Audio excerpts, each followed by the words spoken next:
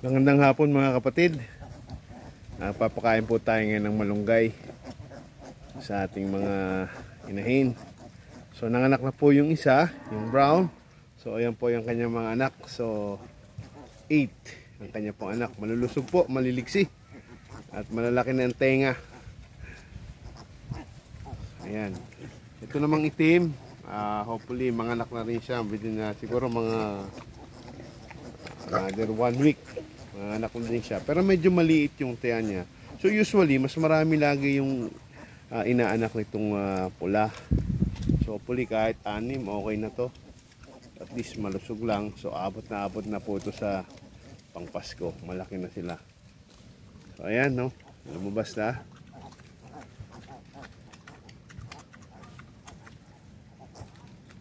Very good.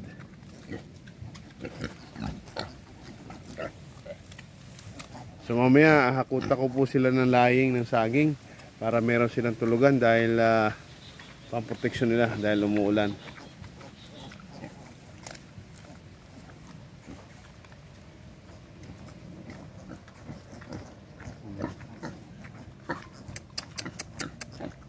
So lumalabas na sila. Maliliksi na kaagad.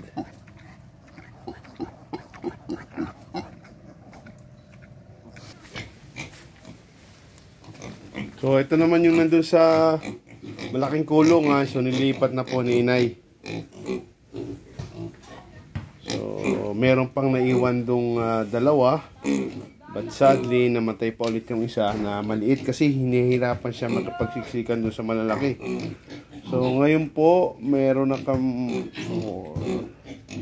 so 9, so meron pa dong dalawa kukunin.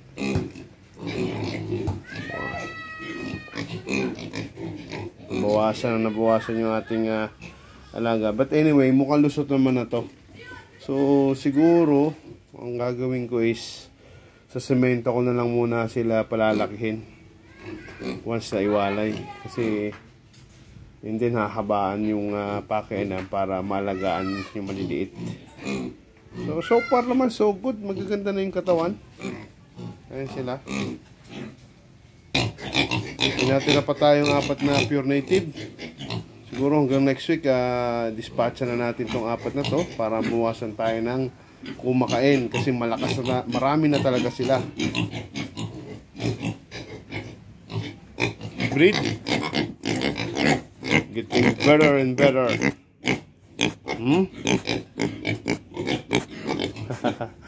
Ang takaw-takaw nyo. Ang takaw-takaw.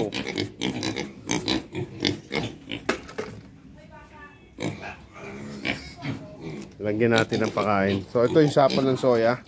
Actually wala siyang kalahok. Sapa lang. Ayan. So gusto nila. Ayan.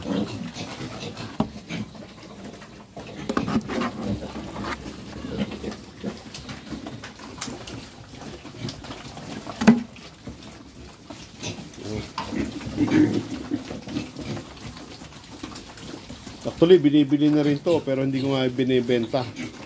So, pa yung dalawa. Pero yung dalawang lalaki, it's either yung isa malit yung next week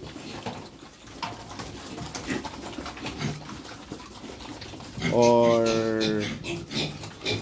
dito ako kukuha ng lilitsunin.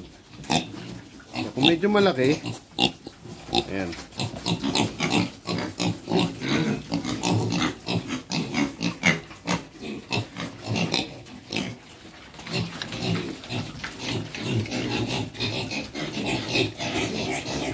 Maraming salamat po.